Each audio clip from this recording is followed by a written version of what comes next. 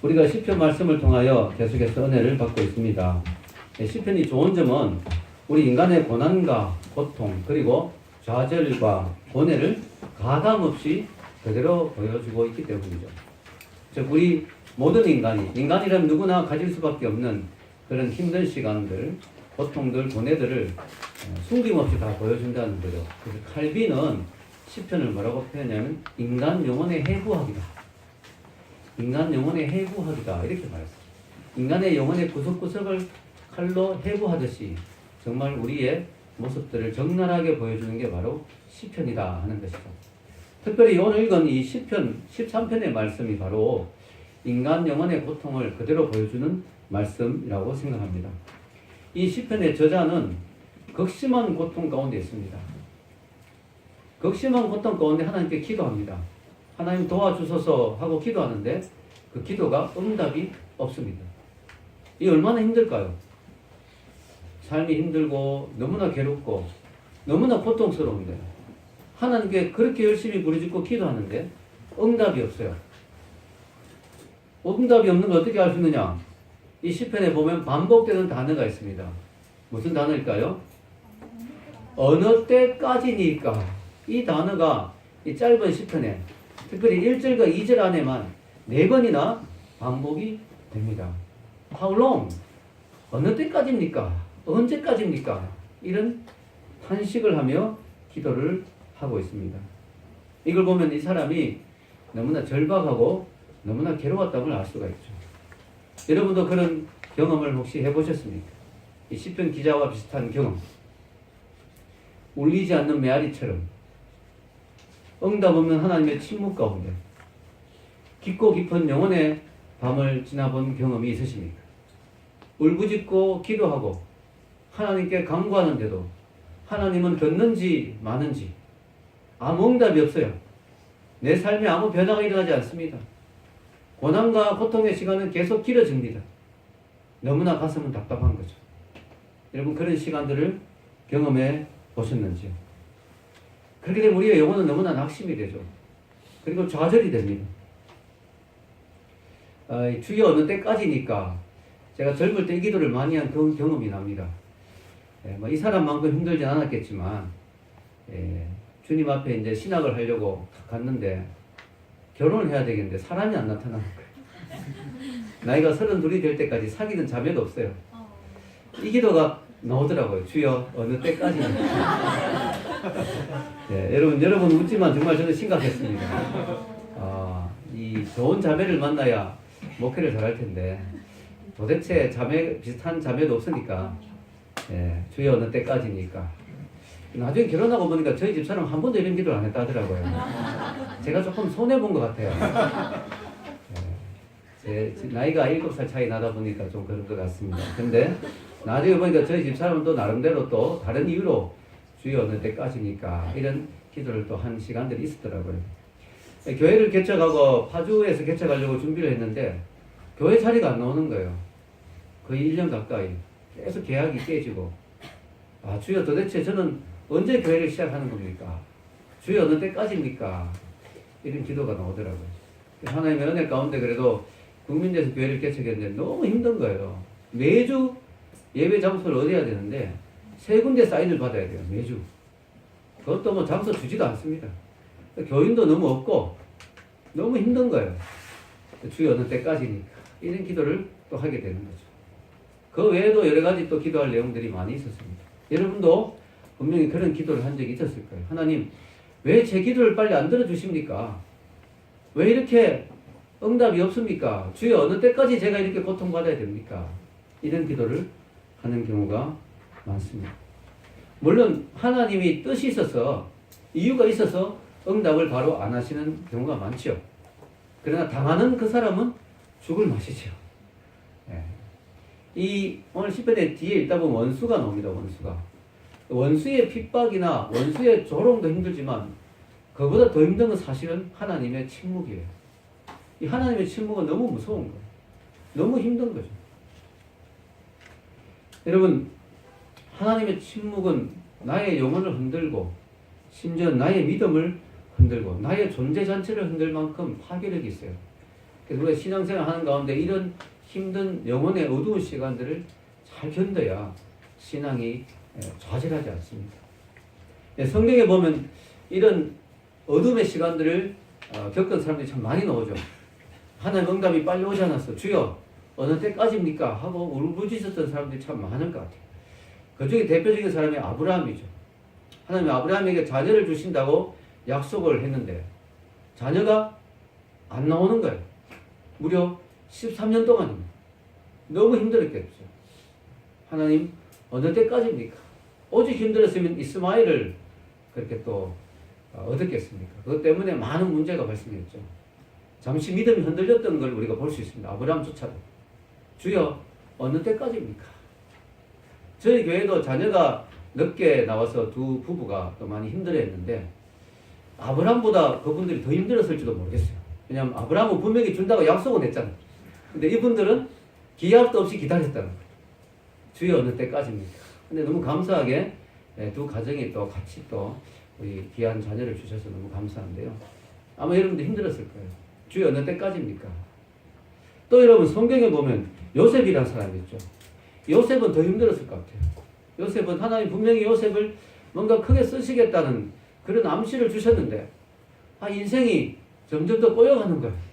형들이 이거를 팔아먹지를 않나. 그래서 갖는 곳에 이집트에서 나름대로 열심히 일을 해서 좀 인정받는가 싶었더니 또 이상한 여자를 만나가지고 또 모함을 받아가지고 감옥에 또 들어갔어요. 감옥에서도 나름대로 열심히 해서 뭔가 꿈 해석을 해주고 또 이제 나올 수 있는 길이 열리는가 싶었더니 또 가는 자기를 까먹고 또 전혀 불러주질 않습니다. 이 요셉도 언제 나갈지 알 수 없는 감옥에서 얼마나 힘들었겠습니까? 아마 요셉이 감옥에서 했는 많은 기도가 이런 기도였을 거예요. 하나님 어느 때까지입니까? 제가 언제까지 이 감옥에서 썩고 있어야 됩니까? 언제까지 제가 여기서 끝나야 됩니까? 인생이. 이 답이 없는 거죠. 왜냐하면은 이스라엘 감옥도 아니고 이집트 감옥이에요. 자기는 이스라엘 노예예요. 아무도 관심 없죠.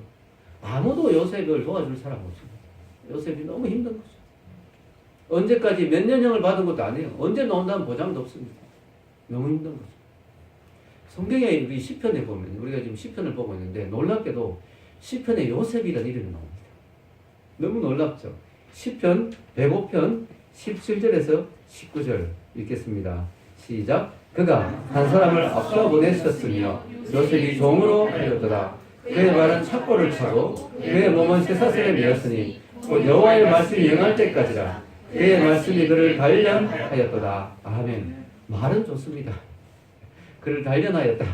요셉의 입장에서 죽을 지경이에요. 발에 착고가 채여있고 몸은 쇠사슬에 매였고 마음대로 나올 수가 없죠. 이 성경은 참 어떻게 보면 너무 쉽게 써놓은 것 같아요. 하나님이 그를 연단하셨다. 근데 본인은 죽을 지경이에요. 그러나 우리는 하나님 말씀을 보면 위로가 되죠. 하나님의 뜻이 있다. 하면 말씀이 응할 때까지 고난받은 거다. 하나님이 그를 연단하시고 단련하시는 시간이었다. 여러분 우리가 두 가지 입장이 있어요. 인간이 당하는 인간의 입장에서 너무 괴로운 거예요. 그래서 하나님 입장에서는 하나님의 뜻이 있는 거예요. 아멘. 우리 인간이 힘든 거죠. 그래서 우리가 이런 말씀을 우리가 공부하는 거죠. 왜냐? 이 말씀을 보게 되고 이런 말씀을 알게 되면 어떤 생각이 들어요? 인생의 고난을 겪을 때 하나님의 뜻이 있다. 아멘. 하나님의 뜻이 있었다. 하나님이 나를 통해서 하나님의 말씀을 응하게 하시는구나. 나의 인생을 연단시키는구나. 이걸 알 수. 그걸 모르고 이런 말씀을 공부 안 하고 그냥 고난만 생으로 당하면 죽을 지경이죠. 영혼이 파괴되는 거예요. 영혼이 파괴돼. 저 요셉이 정말 기특하다고 생각해요. 어떻게 거기서 영혼이 파괴 안 되고 나왔는지, 어떻게 그렇게 건강한 사람으로 나왔는지 너무 훌륭하다고 생각해요. 여러분, 우리가 이런 말씀을 붙잡아야 되는 이유가 우리 요셉처럼 믿음이 좋지 않잖아요. 우리 요셉처럼 대단한 사람이 아니잖아요. 그러다 보니까 우리는 조그만 어떤 어려움에도 좌절하고 낭망하고 절망하기 쉬운 사람이에요. 그죠? 우리 깨어지기 쉬운 그릇이에요. 그러다 보니까 우리가 이런 말씀이 필요해요. 이런 말씀을 미리 읽고 시편의 말씀을 통해서 우리가 위로를 얻고 하나님의 큰 그릇을, 큰 어떤 그림을 볼 수가 있는 것이죠. 여러분, 우리 믿음이 좋다고 하는 사람도요, 고난의 시간을 오래 겪다 보면요, 힘들어집니다. 힘들어져요. 장사가 없어요, 장사가. 힘들어져요.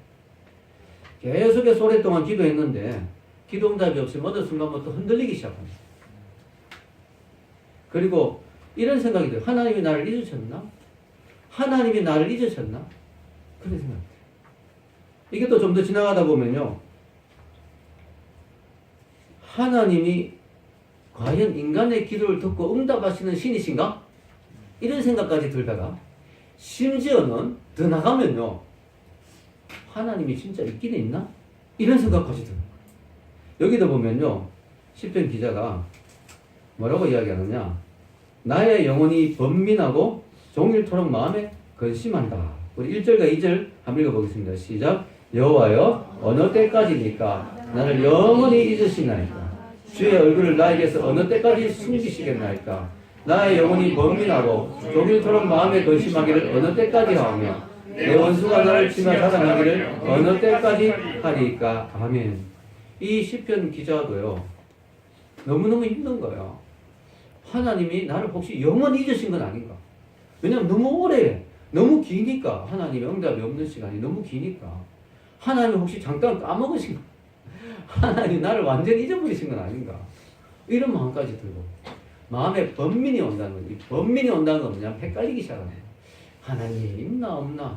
하나님이 내 기도에 듣나 안 듣나? 이런 생각이 들기 시작합니다. 이 번민이 오는 거죠. 마음이 착잡한 거죠. 오늘 시편의 저자가 누군지 아세요?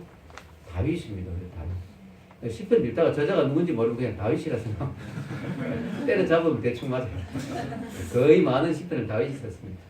여러분, 다윗이야말로 누구보다 영혼의 어두운 밤을 많이 지난 사람입니다. 다윗은 아주 어릴 때 사무엘이 와서 그에게 기름 부어 주었어요. 너는 앞으로 이스라엘 왕이 될 거다. 그러면요, 얼마나 좋습니까?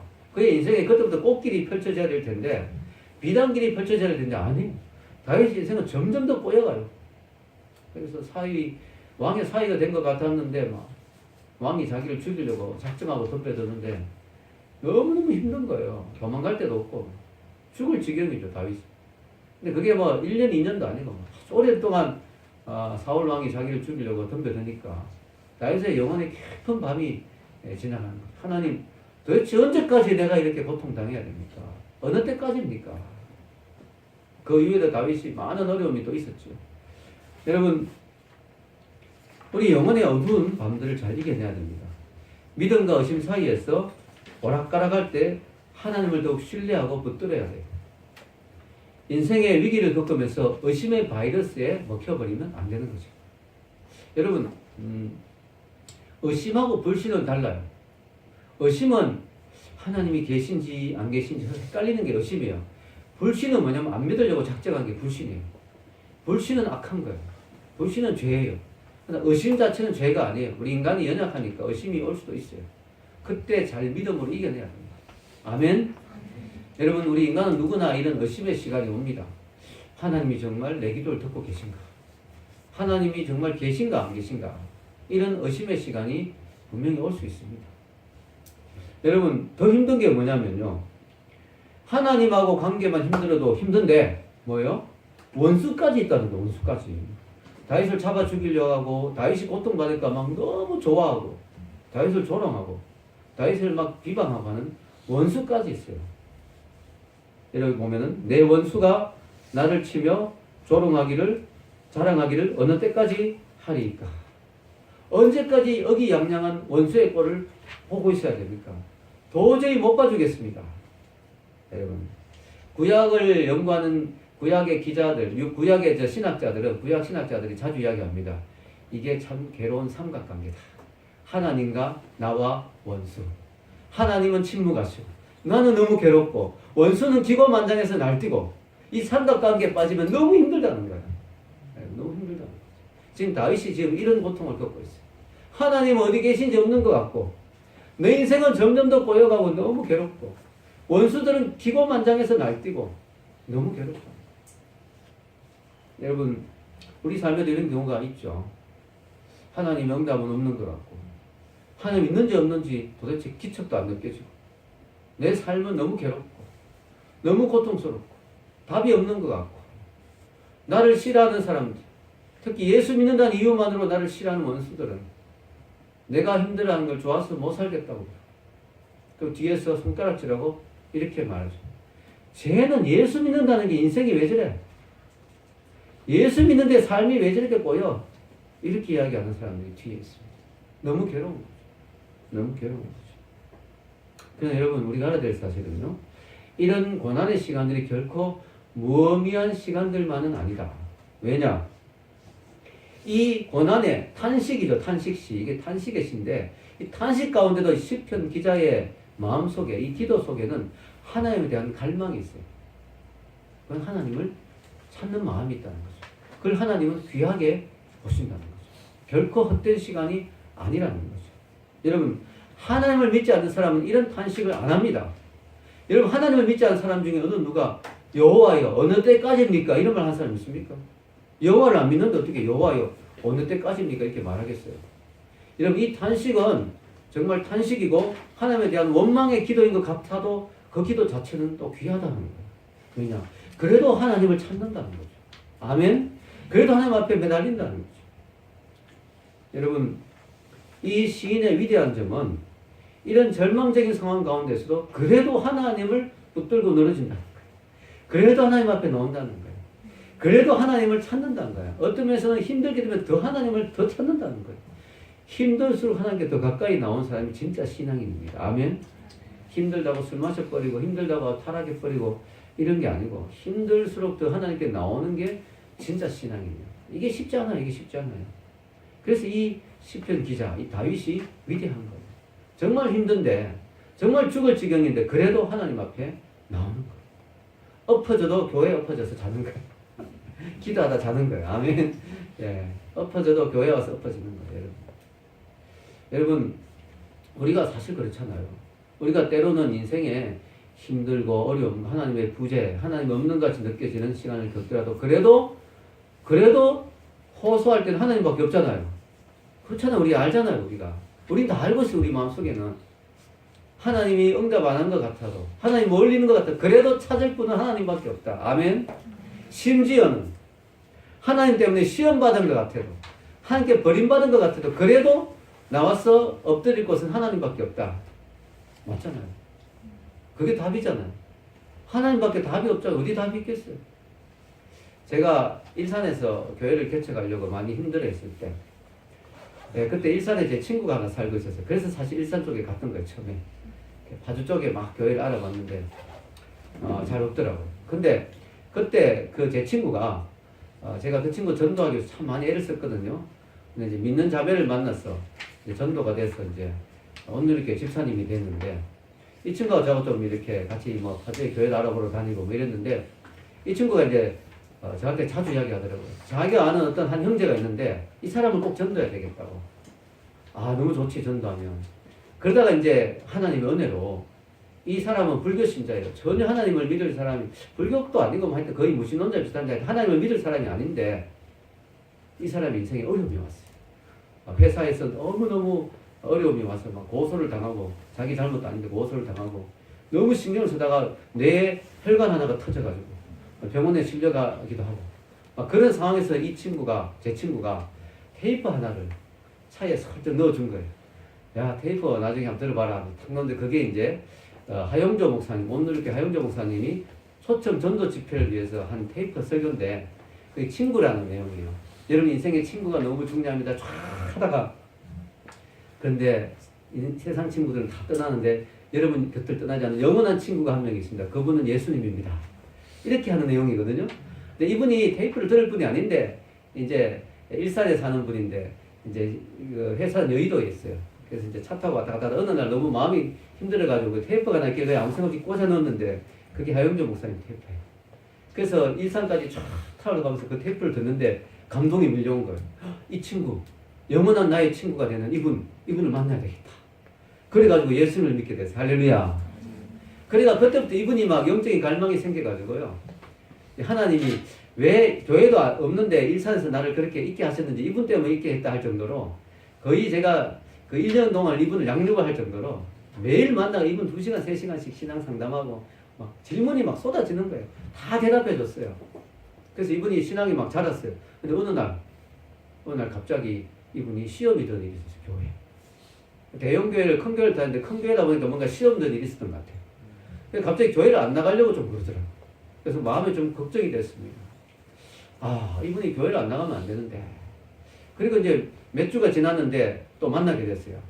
어떻게 괜찮습니까? 교회 요즘 어떻게 나갑니까? 했더니 아이고 말도 마십시오. 시험 들어가 교회를 안 나갈 뻔 했는데 다시 교회로 돌아왔습니다. 그 이유가 뭡니까? 라고 했더니 이렇게 대답하는데 너무 재밌는 거예요. 이분이 교회를 안 나갔을 때는 기도를 했대요. 이분이 종교성이 좀 있는 분이었던 것 같아요. 마음이 좀 힘들 때 기도를 했는데 어디에 기도를 했냐면 기도할 대상이 없었어요. 그래서 자기 할머니의 영혼에게 기도했대요.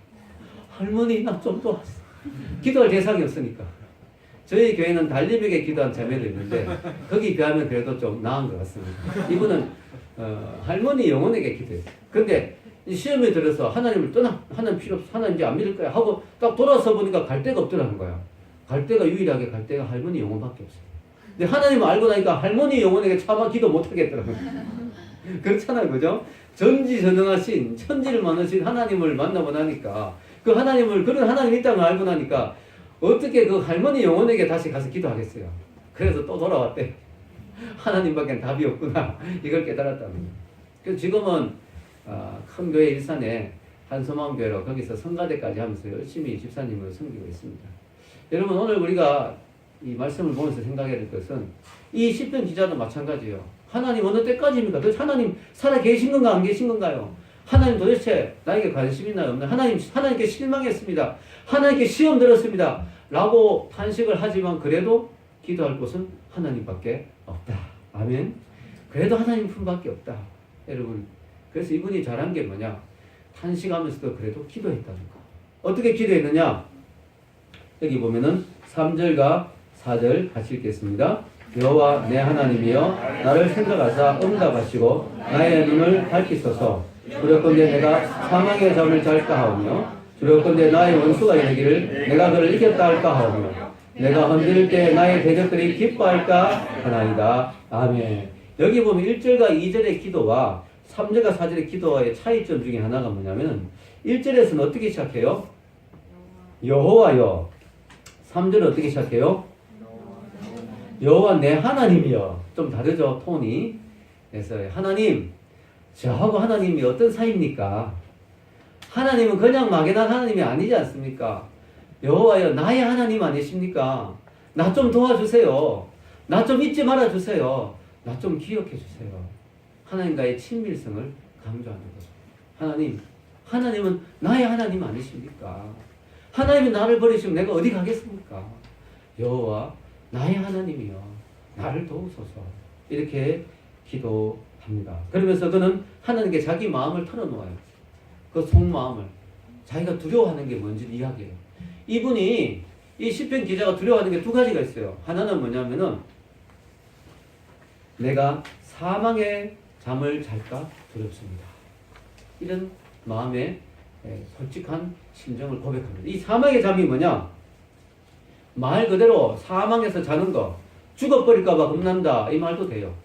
이 사람이 지금 죽을 위기에 놓여 있어요. 어떤 사람은 이분이 극심한 병에 들었다 이렇게 말하는 경우도 있고 어떤 신학자는 아니다. 원수가 있는 걸 보니까 병이 아니고 아주 어떤 군사적인 위기, 어떤 죽음의 위기를 몰려 있는 그런 상황이다 이렇게 말하기도 하고요. 어쨌든 이 사람이 솔직히 고백한 하나님이 여기서 지금 안 도와주시면 내가 한 발짝만 더 나가면 이제 죽을 수가 있습니다. 내가 죽을 것 같습니다. 이렇게 고백합니다. 하나님 내가 죽을 것 같아요. 진짜로. 이런 고백.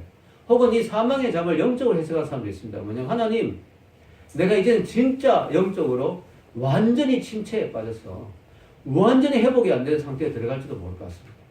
지금은 힘들지만 그나마 기도할 힘은 남아있는데 하나님이 계속 이렇게 나를 놓아주시면 내가 진짜 기도할 힘조차 없는 완전히 영적으로 실신하는 상태에 내가 들어갈지도 모르겠습니다. 나는 그의 간절한 정말 안타까운 심정을 이야기하는 거죠. 하나님 내가 정말 죽을 것 같습니다. 너무 두렵습니다. 두 번째로 이 사람이 두려워하는 게 뭐냐면요. 원수가 나를 이겼다고 하면서 의기양양할까봐 두렵습니다. 이렇게 고백하는 거예요. 정확히 여기 있는 대로 읽으면요. 두렵건대 나의 원수가 이르기를 내가 그를 이겼다 할까 하며 내가 흔들릴 때 나의 대적들이 기뻐할까 하나이다. 이게 너무 두렵습니다. 이게 뭐가 그렇게 두려운가? 여러분 이 시편 기자의 마음을 알아야 돼요. 이 시편 기자가 말할 때 원수라는 것은 단순히 나의 개인의 원수를 말하는 게 아니에요. 하나님이 없는 듯이 설치는 저 인간들, 이 하나님의 원수들이에요. 이들은 자기 개인의 원수임과 동시에 하나님이 어딨냐고 큰소리 치는 인간들이거든요. 하나님의 원수이기도 해요. 이 시편 기자 하나님을 너무 사랑하는 사람이에요. 그래서 이 사람이 두려워한 게 뭐냐면은 단순히 원수들에게 조롱당할까 봐 두려운 게 아니라 시편 기자가 두려워한 것은 내가 이렇게 고통당하고 내가 이렇게 하나님의 응답이 없고 이렇게 버림받은 상태가 됐을 때 이들이 하나님이 어디 있냐고 큰소리 칠까 봐 두렵다는 거예요. 야, 하나님이 있긴 어디 있어? 응? 하나님의 약속이란 게 어디 있어? 하나님이 너를 돌보신다고 말도 안 돼. 하나님 없는 거야 라고 큰소리 칠까 봐 두렵다. 즉 하나님의 영광이 가리워질까 봐. 하나님이요, 나로 인해서 하나님의 영광이 가리워질까 봐 두렵습니다. 하나님, 내가 이렇게 계속해서 비참하게 살다가 하나님의 이름이 욕됨을 받을까 봐 두렵습니다. 너무나 하나님을 사랑하는 자의 기도지. 어떻게 보면 이 기도가 반전의 기도라고 볼 수도 있어요. 하나님, 더 이상은 안 되겠습니다. 더 이상 여기서 더 나가면은 하나님의 이름까지 욕되겠습니다. 하나님이 개입해 주셔야 되겠습니다. 하나님이 개입하지 않을 수밖에 없는, 개입할 수밖에 없는 이런 강력한 논증을 하는 거죠. 이게 어떻게 보면 터닝 포인트라고 볼 수가 있습니다. 그러면서 하나님께 세 가지를 구하죠. 세 가지를 구하는데 이 세 가지가 뭡니까? 3절에 나오죠. 읽겠습니다. 시작. 여호와 내 하나님이여 나를 생각하사 응답하시고 나의 눈을 밝히소서. 이 세 가지가 뭐냐면 나를 좀 생각해 주십시오. 하나님. 나 좀 기억해 주세요. 나 좀 생각해 주세요. 두 번째는 뭐예요? 하나님, 나에게 응답해 주세요. 하나님 기도에 빨리 좀 응답해 주세요. 너무 응답이 없습니다. 하나님 응답해 주세요. 세 번째는 뭐예요? 나의 눈을 밝혀주세요. 왜 눈을 밝혀야 되냐면 지금 내 눈이 의심의 안개가 덮여있다. 하나님이 계신지 안 계신지 헷갈린다. 하나님, 내 마음에 있는 의심의 안개를 확 걷어주시고 하나님이 밝히 보이게 해주세요. 하나님이 밝히 보이게, 하나님에 대한 믿음이 다시 회복되게 도와주세요. 내 눈을 밝혀주세요. 하나님의 살아계심을 밝히 보게 해주세요. 이렇게 간절히 기도합니다. 여러분, 우리가 이걸 알아야 돼요. 하나님이 안 믿어지는 순간, 그 순간이 바로 나의 믿음을 가장 많이 발동해야 될 때입니다. 내 인생에서 정말 기도하기 싫은 시간이 있어요. 그 시간이 내가 가장 많이 기도해야 될 때. 아멘. 내 인생에서 정말 교회 나오기 싫을 때가 있어요. 예배도 막 드리기 싫을 때가 있어요. 목사님 꼴도 보기 싫을 때가 있어요. 그때 예배에 더 열심히 나와야 돼요. 아멘. 그때 더 많이 기도해야 돼요. 왜냐하면 그때가 제일 위험한 시간이에요. 내 영혼이 지금 파산하느냐 안 하느냐 그 위험한 시간이에요. 그때야말로 내 믿음을 진짜 젖 먹던 힘까지가 아니라 젖 먹을 때 주일학교 때 들었던 믿음까지 다 발동해야 될 때. 아멘. 그때야말로 정말 내 믿음을 다 최대한 밑바닥에 있는 믿음까지 다 끌어올려야 될 때예요. 아멘. 그때야말로 내가 정말 기를 쓰고 기도해야 될 때. 여러분, 너무 힘들면 기도 부탁하세요. 나 좀 기도해 주세요. 너무 힘듭니다. 최대한 기도의 인맥을 동원해야 될 때. 아멘. 나 좀 기도해. 나 기도할 힘도 없습니다. 나를 위해서 기도 좀 해주세요. 여러분, 이 시편 기자는 너무너무 잘한 게 정말 죽을 것 같았지만, 정말 영혼의 깊은 밤을 지났지만, 정말 절망의 탄식과 고뇌에서 굴부짖었지만 그래도 잘한 것은 기도의 자리에 나왔다는 거죠. 아멘. 여러분, 정말 하나님이 왜 우리를 이렇게 힘들게 하실까? 좀 편하게 신앙생활하면 좋겠는데, 여러분 그거 아세요? 온실에서 자란 꽃은 힘이 없죠. 바깥에서 자란 꽃은 비바람과 파도에 맞으면서, 파도가 비바람과 또 뭐죠? 그 폭풍을 맞으면서 꽃이 힘들지만 그러나 싱싱한 꽃, 아주 야생미가 있는 꽃으로, 아주 생명력이 있는 꽃으로. 여러분, 이 온실 속에 있는 꽃은 별로 생명력이 없죠. 왠지 살았는지 죽었는지도 잘 모르겠어요. 근데 바깥에 있는 꽃들은 너무 싱싱하고 생명력이 있잖아요. 우리가 신앙이 이런 고난의 시간을 겪으면서 생명력이 있는 거예요. 인생의 고난과 어려움을 겪으면서 진짜 하나님을 뜨겁게 만나는 거죠. 진짜 살아계신 하나님을 경험하는 거죠. 아멘. 여러분, 하나님을 우리가 이런 예배드린 장소, 은혜가 충만한 장소, 이런 영광의 빛 가운데서 하나님의 은혜를 경험할 수도 있지만요. 때로는 영혼의 캄캄한 밤을 지나면서 하나님을 더 깊이 경험할 수도 있다는 사실이에요. 그래서 지나고 보면 다 뭐다? 은혜다. 지나고 보면 은혜다. 이것조차도 정말 하나님 나를 버린 것 같았던 이 시간조차도 지나고 보니 나를 한 단계 더 큰 은혜의 장소로 이끌어 가시는 한 계단이었다. 한 단계 나를 더 성숙시키는 계단이었다는 것을 우리가 알 수가 있습니다. 여러분, 이렇게 탄식과 기도를 끊임없이 하고 있는 이 시인, 이 시편 기자의 결론은 어떻게 되느냐? 5절과 6절에 보면 참 놀라운 이야기가 나오죠. 탄식과 절망과 비탄의 기도 가운데 끝에 갑자기 찬양이 터져 나오죠. 읽겠습니다. 시작. 나는 오직 주의 사랑을 의지하였사오니 나의 마음은 주의 구원을 기뻐하리이다. 내가 여호와를 찬송하니 내 주께서 내게恩德을 베푸심이로다. 아멘. 여러분, 어떤 분은 이걸 아주 멋지게 표현했는데요. 이렇게 비유했어요. 여러분, 그 펌프죠, 펌프. 옛날 우리 아이들은 잘 모를 텐데 옛날 어른들 보면 이게 펌프질 많이 하잖아요. 요즘은 수도가 너무 좋아서 풀면 바르는 옛날 펌프는요, 막 이렇게 해야 되죠. 이거 뭐래요? 사투리는 시르는다 그래요. 실어야 된다. 힘을 써야 돼요. 펌프질을 해야 돼요. 그러면 처음에 흙탕물이 나옵니다. 흙탕물이. 맞죠? 처음에 펌프가 물이 한 방울도 아예 안 나오는데 마중물이라고 물을 한 컵 다 부으면은 막 펌프질 하면 처음엔 막 흙탕물이 쏙 붙여 나와요. 에이, 못 먹겠네. 아야, 펌프 물 못 먹겠네. 치워야 되겠다. 이러면 끝나는 거예요. 근데 그럼에도 불구하고 계속 펌프질 해요. 그럼 계속 흙탕물이 나와. 근데 어느 정도 하다 보면 어떻게 돼요? 그때 물이 바뀌기 시작해요. 조금씩 맑은 물로 바뀌다가 어느 순간 되면 맑은 물이 콸콸 쏟아져 나오잖아요. 그때 들이마셔도 좋을 만큼. 처음에는 그 고여있던 이 물이 처음에 나오면서 흙탕물이 나옵니다. 이게 어느 정도 지나면 그게 정화되면서 깊은 곳에 있는 물까지 끌어올리게 되면서 그때부터는 아주 맑은 생수가 터져 나와요. 무슨 말 하려고 지금 이런 말 할까요? 무슨 말 하려고 아시겠죠? 탄식과 절망과 비탄하는 데 원망이지만 기도하는 자리에 나와서 기도하다 보면 어느 순간에 그 기도가 찬송으로 바뀌는 거야. 아멘? 그 기도가 찬송으로 바뀌는 거야. 비탄의 기도가, 한숨의 기도가, 펌프물이 계속해서 펌프질 하다 보면 맑은 물로 바뀌듯이 어느 순간에 내 가슴 깊은 데서 내가 하나님의 사람이라면 하나님의 은혜를 다시 발견하면서 하나님이 주시는 성령님이 또 우리를 놔주시겠습니까? 그렇게 울부짖고 기도하는데 우리를 끝까지 버려두시겠습니까? 성령님이 개입하시죠. 은혜를 부어주시죠. 그래서 어느 시간이 지나면 기도가 쌓이게 되면 그때부터 기도에서 갑자기 맑은 찬송이 흘러나오기 시작합니다. 그게 바로 오늘 시편 마지막 5절과 6절에 다시 한번 읽겠습니다. 나는 오직 주의 사랑을 의지하였사오니 나의 마음은 주의 구원을 기뻐하리이다. 내가 여호와를 찬송하리니 주께서 내게恩德을 베푸시미로다. 아멘. 여러분, 어떤 신학자는요, 이 구절 자체가 이미 앞에 3, 4절의 응답이라고 말해요. 왜냐? 나의 눈을 밝게 하소서라고 기도했는데 눈이 밝아졌으니 이런 찬송이 나오는 게 아니냐. 눈이 밝아졌으니 이런 기도가 나오는 게 아니냐. 이미 응답 받았다. 여러분, 상황은 변화된 게 없습니다. 그러나 그의 마음은 이미 바뀌었습니다. 그의 눈은 밝아졌습니다. 응답은 이미 오기 시작했습니다. 여러분, 이 사람이 이렇게 기도가 나오기 시작한 이유 중에 하나가 뭐냐면요. 기도 자체는 지금 짧은 기도지만 이 기도가 깊은 기도죠. 그리고 깊은 기도, 아주 긴 기도를 압축한 거라고 볼 수 있습니다. 기도를 쭉 하는 가운데 이 사람이 깨달은 게 있어요. 하나님이 과거에 나에게 베푸신 은혜를 깨닫게 된 거예요. 아, 하나님이 가만히 생각해보니 나를 버리신 게 아니다. 내가 하나님의 관심 밖에 있는 대상이 아니다. 하나님이 가만히 생각해 내 인생에 이렇게 도와주시고 은혜를 베푸셨지.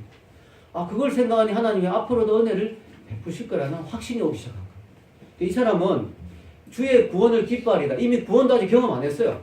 아직까지 구원 안 왔어요. 그런데 과거에 내 힘들 때 구원했던 하나님을 기억하니까 이미 내가 구원을 받은 거와 똑같은 거예요. 구원이 올 걸로 확신이 오는 거죠. 주님이 나의 구원을 주실 거다. 그 구원을 이미 미리 알고 뭐요? 기뻐한 것입니다. 할렐루야. 그리고 뭘 한 거야? 찬송을 한 거예요. 미리 알고 찬송을 한 것이죠. 하나님이 주실 것을 알고. 여러분, 그래서 이 사람이 우리 신앙에 이 은혜의 경험들이 정말 중요합니다.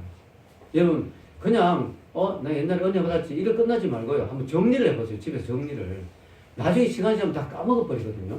그래서 여러분 지금까지 하나님 내게 주신 은혜들, 응답하신 기도들, 내게 베푸신 사랑들, 내게 응답하신 그런 상황들, 또 하나님을 체험한 내용들, 또 하나님 나를 도와주신 일들, 사람을 통해서나 누구를 통해서나 그런 것들 다 이렇게 정리를 해보세요.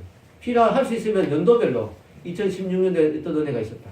2017년도에 어떤 은혜가 정리, 그게 나중에 여러분이 혹시 압니까? 이러면 나이가 80이 돼서 내가 인생에 자서전을 하나 써야 되는데 하나님이 베푸신 은혜가 얼마나 컸는지 그런데 다 까먹어서 어떡하지? 이러면 안 되잖아요.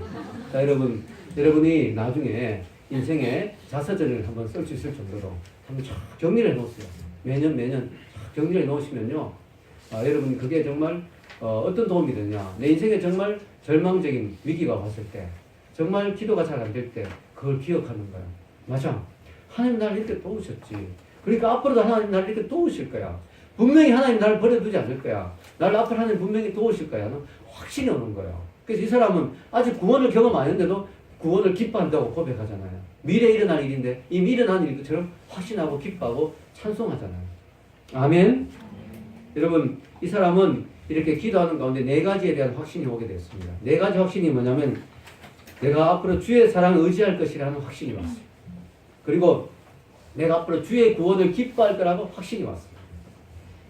그 다음에 뭐가 왔어요? 내가 여호와를 찬송할 거라는 확신이 왔어요. 그리고 주께서 나에게恩덕을 베푸실 것이라는 확신이 왔어요.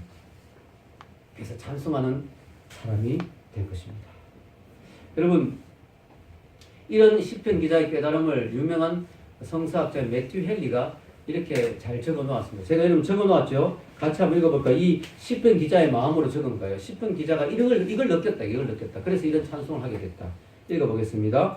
과거에도 내가 괴롭고 힘들 때 나는 오직 주의 사랑을 의지하였고 그때마다 주의 사랑은 나를 실망시킨 적이 없으셨다는 것을 나는 깨닫게 되었다. 하나님의 긍휼하심과 사랑이 때가 되면 나를 구원해 주셨고 하나님의 사랑에 대한 나의 신뢰가 괴로운 때를 보내는 나를 지탱해 주었다. 하나님께서 그의 얼굴을 내게서 숨기셨을 때 밖으로는 싸움이고 안으로는 두려움이 있을 때 그 깊은 고통 속에서조차도 나는 하나님의 긍휼하심을 의지하였다. 그것은 폭풍 속에서 바다 깊은 곳에 내려진 닭과 같은 것이었다. 그것의 도우심을 힘입어서 나는 비록 요동하고 흔들리긴 했지만 결코 전복되지는 않았다. 내가 탄 믿음의 배가 폭풍 때문에 흔들리긴 했지만 내 깊은 바다 속에 닻을 내리듯이 내 믿음의 닻이 내려졌기 때문에 내가 뒤집어지진 않았다. 즉 내가 믿음을 잃진 않았다. 내가 믿음의 파선을 하진 않았다 하는 것을 고백하는 것입니다. 여러분 참 기도가 놀라운 것이죠. 기도하는 사람은 결국은 회복되게 돼 있고 기도하는 사람은 결국 응답받게 돼 있고 기도하는 사람은 결국 하나님의 은혜를 경험할 수밖에 없는 것이죠. 그래서 여러분 기도의 자리에 나온 것이 그렇게 중요한 것입니다. 기도란 참으로 놀라운 거죠. 이 짧은 기도지만 기도하는 가운데 이 시인의 절망이 기쁨으로 변화되는 우리는 봅니다. 이 짧은 기도 가운데 시인의 고통이 환희로 바뀌는 것을 봅니다. 이 짧은 기도 가운데 시인의 슬픔이 노래로 바뀌는 것을 봅니다. 이 짧은 기도 가운데 시인의 탄식이 하나님에 대한 신뢰로 바뀌는 것을 우리는 봅니다. 이게 바로 기도의 힘이고 기도의 능력인 것이죠. 결론을 내리겠습니다. 우리는 오늘 말씀을 통해서 우리가 힘들 때 어디로 가야 될지를 깨달았습니다. 어디로 가야 될까요? 하나님의 품으로 나가야 됩니다. 힘들고 어려울수록 절망스러울수록 하나님의 품으로 나와야 되는 거죠. 우리 오늘 말씀을 듣는 우리 인생의 근심과 고통을 해결할 수 있는 장소가 어딘지를 알게 됐어요. 그것은 바로 기도의 자리입니다. 아멘. 기도의 자리인 것입니다. 여러분 하나님의 면전에서 고통의 보따리를 풀어놓는 사람은 결코 절망하지 않습니다. 하나님 앞에서 자신의 상한 감정을 토로하는 사람은 결코 빈손으로 돌아가지 않습니다. 하나님의 위로하심이 있고 하나님의 응답이 있습니다. 비록 시간이 걸리기도 하고 때로는 우리가 이해할 수 없는 방법을 하나님이 응답하시기도 하지만 그러나 결국 하나님의 거룩한 뜻은 반드시 이루어지고 맙니다. 그러나 만약에 우리가 이 고통의 문제를 하나님께 기도로 가져가지 않는다면 이 고통의 문제는 여전히 내 인생의 짐으로 남게 됩니다. 그것은 여전히 내 마음의 깊은 상처로 남게 됩니다. 그래서 우리는 시시때때로 주님 앞에 나와서 우리의 상한 마음을 토해내야 합니다. 여러분 시편이 위대한 것은 왜 시편이 수천 년이 지났는데 지금까지도 우리의 마음을 울리느냐 하면은 이 시편 기자의 고백들이 너무나 솔직하거든요. 가식이 없어요. 가식이. 뭐 하나님 앞에 거룩하고 멋있고 대단하게 보이려고 꾸민 게 아무것도 없습니다. 그들은 죽겠다는 소리를 그대로 합니다. 하나님 내가 지금 죽을 것 같습니다 라고 그대로 토로합니다. 거기서 그들은 치유를 받고 회복을 받습니다. 시편이 위대한 것이 바로 그것이죠. 그 시편이 오늘날 우리에게 위로가 되는 것이 바로 그것입니다. 우리 또한 시편 기자처럼 하나님 앞에 우리의 아픈 마음을 그대로 들고 나갈 때 하나님 앞에 치유와 회복과 위로를 받을 줄로 믿습니다. 그것이 필요한 것이죠. 여러분, 여호와여 어느 때까지입니까? 이 기도는요 지금도 우리에게 필요한 기도죠. 지금도 우리가 할 수밖에 없는 기도입니다. 여러분 가운데도 오랜 동안의 고통과 정말 답답한 기도응답이 없는 문제를 가지고 신음하는 분들이 지금도 있을 것입니다. 여러분들의 마음속에 여호와여 어느 때까지니까 라는 기도가 있을 것입니다. 이 나라 이 민족을 보면서도 우리는 답답합니다. 언제 통일이 될 것인가? 언제 저 북한 주민들이 고통에서 헤어날 것인가? 여호와여 어느 때까지입니까? 이런 기도가 나올 수밖에 없는 것이죠. 여러분, 한 영을 놓고 기도했는데 그 영혼이 돌아오지 않습니다. 캄캄한 고통의 마음을 우리는 보내죠. 그 영혼이 언제 돌아올 것입니까? 하나님 어느 때까지입니까? 우리는 너무나 답답하고 괴롭죠. 그러나 그럴수록 우리는 기도를 포기해서는 안 됩니다. 하나님의 얼굴을 돌리신다고 느껴질수록 또 하나님의 얼굴을 구해야 될 줄로 믿습니다. 하나님에 대한 신뢰와 믿음을 놓치면 안 될 것입니다. 하나님을 신뢰한 자들 하나님 결코 외면하지 않습니다. 오늘 말씀을 듣는 여러분들 모두가 인생의 힘들고 어려운 일을 겪을수록 이 시편 기자처럼 또 하나님 앞에 나와 기도함으로 말미암아 하나님이 주신 은혜를 누리는 또 체험한 여러분이 되시길 주의 이름으로 축원합니다. 같이 기도하겠습니다.